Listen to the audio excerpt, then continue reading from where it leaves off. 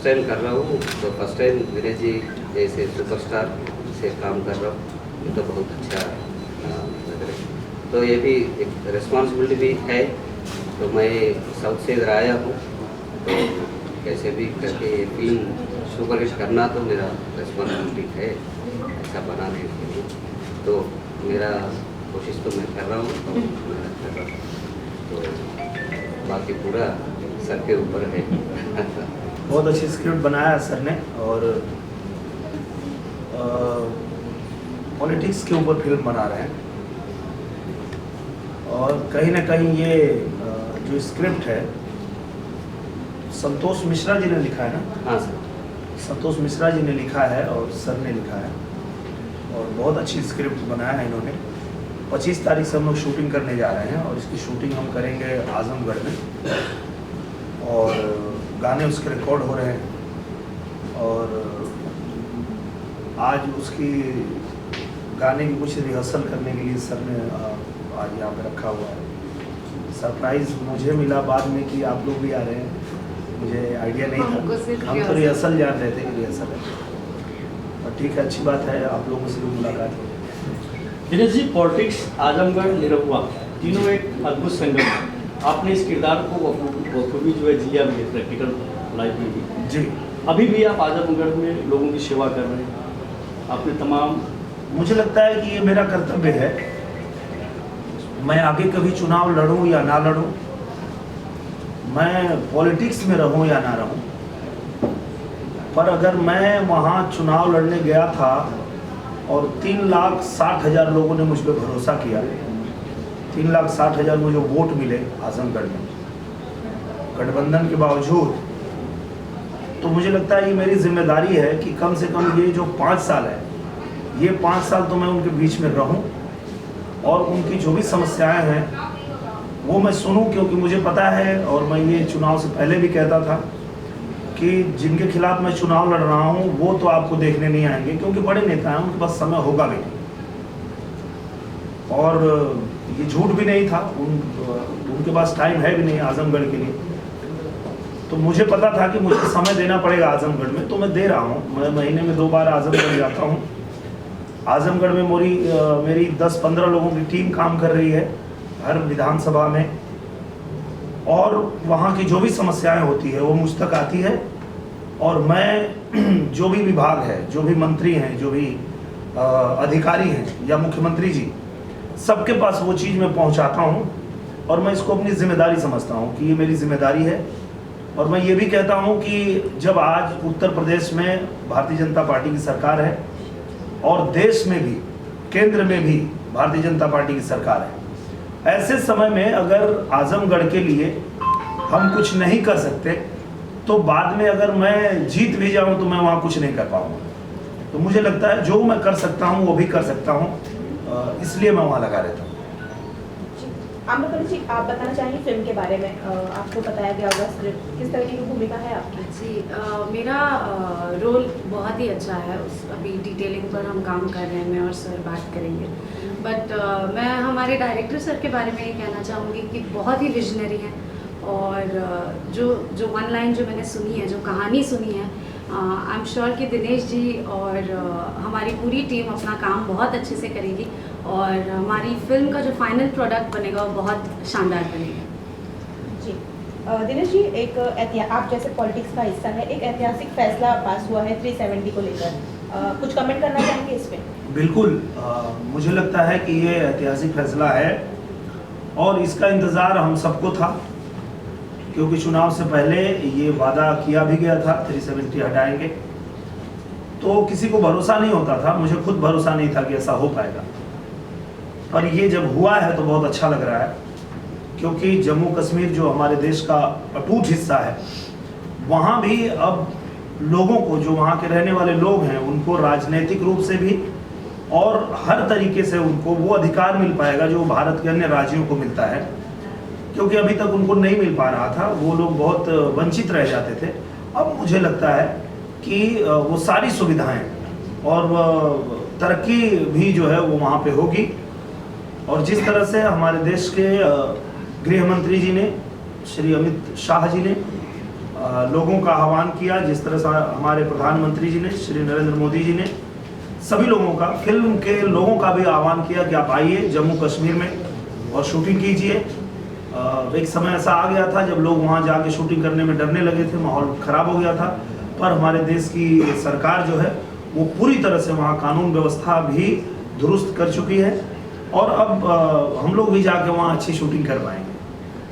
आम्रपाली जी, आप कुछ कहेंगे? मैं बस यही कहना चाहूँगी कि मैं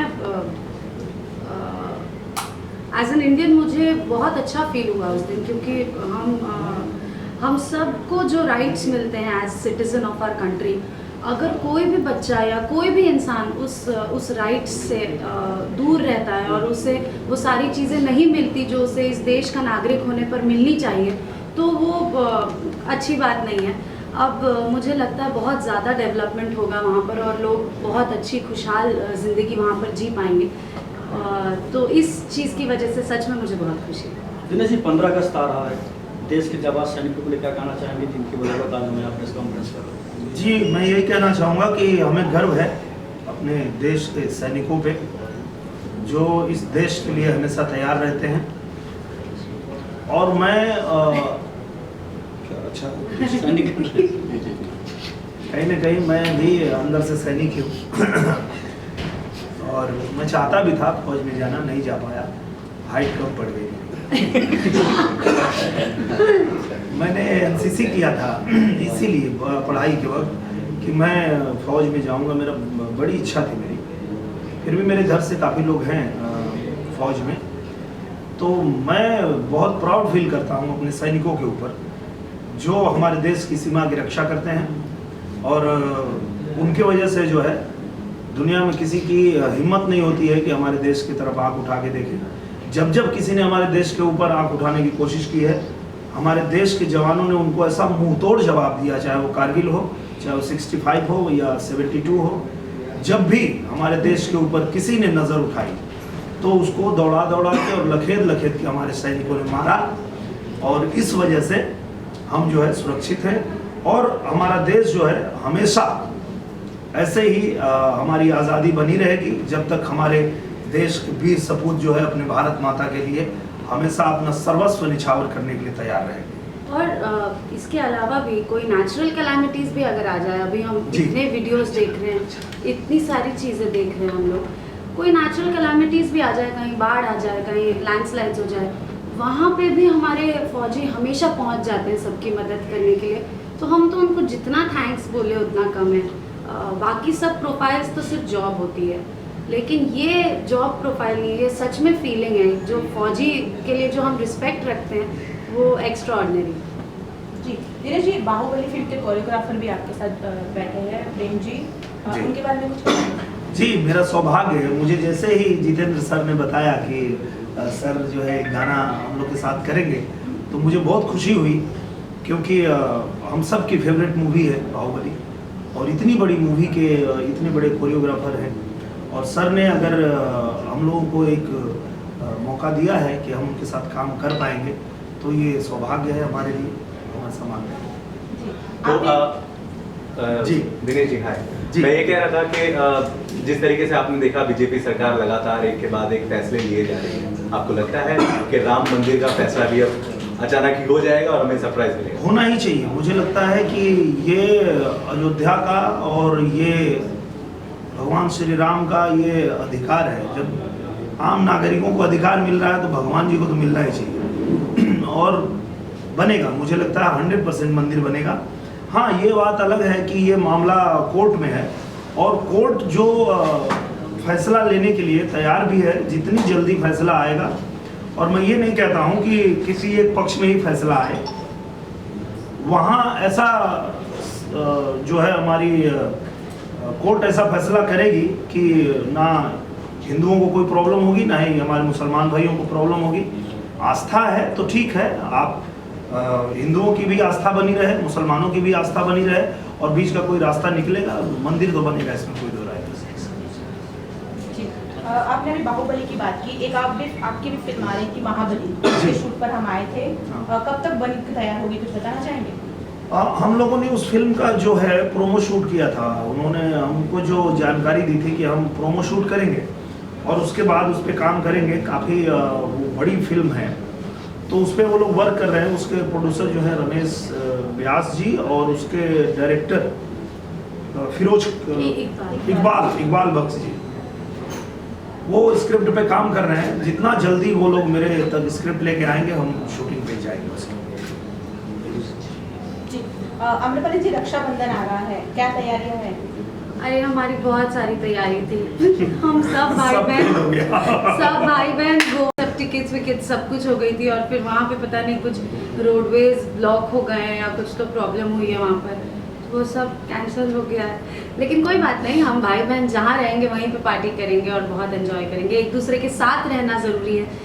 कई हमारी शादीशुदा बहनें जो दूर रहती हैं, कोई जमशेदपुर रहती हैं, विशाखापट्टनम रहती हैं, सब आएंगी, सब जीजा जी आएंगे, सारे भाई भाभी सब बच्चे सब साथ में होंगे, तो बहुत अच्छा फैमिली टाइम होने वाला है। मैंने 4 दिन का स्पेशली गैप लिया है ये रक्षाबंधन के टाइम पे, ताकि मैं अपनी फैमिली के साथ टाइम स्पेंड कर सकूं, एंड बहुत I am looking forward to it.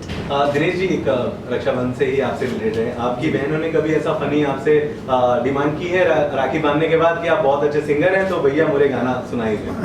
नहीं, ऐसा नहीं, क्योंकि मेरी बहनें जो हैं वो खुद ही बहुत अच्छा गाती हैं। और इस बार संजोग की बात है कि 15 अगस्त को ही रक्षाबंधन भी है, तो मैं भी जा रहा हूँ, अपने गांव जा रहा हूँ, कल जाऊँगा और अपनी बहनों से राखी भी बंधवाऊँगा। और आजमगढ़ में हम लोग तिरंगा भी फहराएंगे, उसका भी कार्यक्रम है। और कुछ वहाँ की समस्याएं थी आजमगढ़ की जो मुस्तकाई हैं, तो उनको सॉल्व करके फिर वापस मैं आ जाऊँगा, क्योंकि मैं दोनों काम साथ में ही कर रहा हूँ।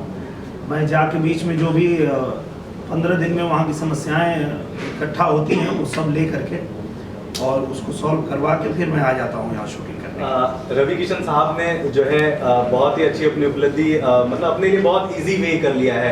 आज ही उन्होंने एक बाइट में कहा है कि मैं फिल्मों से दूर नहीं होना चाहता और मैं राजनीति और सेवा भी करना चाहता हूँ। इसी वजह से मैंने जो है गोरखपुर में ही फिल्म सिटी बनवा ली है, अपने लिए एक आसान कर लिया है कि बगल में ही शूट करना है। आप भी आजमगढ़ में फिल्म सिटी या कुछ फिल्म को लेकर ऐसा कुछ करना चाहने की सोच रहे हैं? बिल्कुल बिल्कुल। देखिए क्या है, सबसे पहले तो समझने की बात यह है कि फिल्म बनाने के लिए फिल्म सिटी की आवश्यकता होती कितनी है।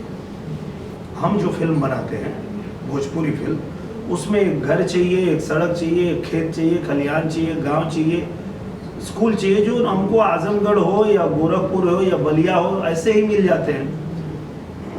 फिल्म सिटी की आवश्यकता ऐसे जगहों पे होती है जैसे लखनऊ हो गया, जैसे बनारस हो गया, जहाँ पे आप आसानी से शूटिंग नहीं कर पा रहे हैं, तो आपको एक ऐसे जगह की आवश्यकता होती है जहाँ बनावटी घर हो, बनावटी चीज़ें हो और आप वहाँ जाकर शूटिंग करें। तो मुझे आसानी से सब कुछ ऐसे ही मिल जाता है वहाँ करने के लिए, अलग से वहाँ फिल्म सिटी बनाने की आवश्यकता नहीं है। और जब आवश्यकता होगी तो जरूर बनाया जाएगा। जी प्रेम सर, आपसे कुछ जानना चाहूँगे, किस तरह के गाने होंगे फिल्म में? जी प्रेम सर से कैसा लग रहा है भोजपुरी के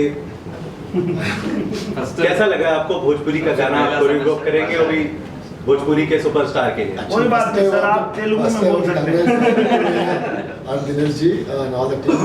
I'm so happy. Avoiding Bahubali before I think 2003, I met him first. Muthu Bear gave me first song actually. I'm small choreographer. I worked with 5,000 rupees something. I worked with him. He taken me to London. I never forget that. Then he called me and telling like I'm doing with Dinesh here. I will come also work with Bear. I told him. You know that about Nirova's dance? Yeah, actually, because that Bhaiya showed me the flight and everything. The flight is showing me everything. I was dancing everything. He's a real dancer. I see that. Nice. Sir को अभी दिखाएंगे नहीं, रोवा settle रहे, दिखाएंगे नहीं। सब कुछ पहले प्रिपेयर किया हूँ। ओके। प्रेम को सर पूरा देखे, बहुत अच्छा moments. Very good. Done? Okay. चलिए, thank you thank you so much. Thank you.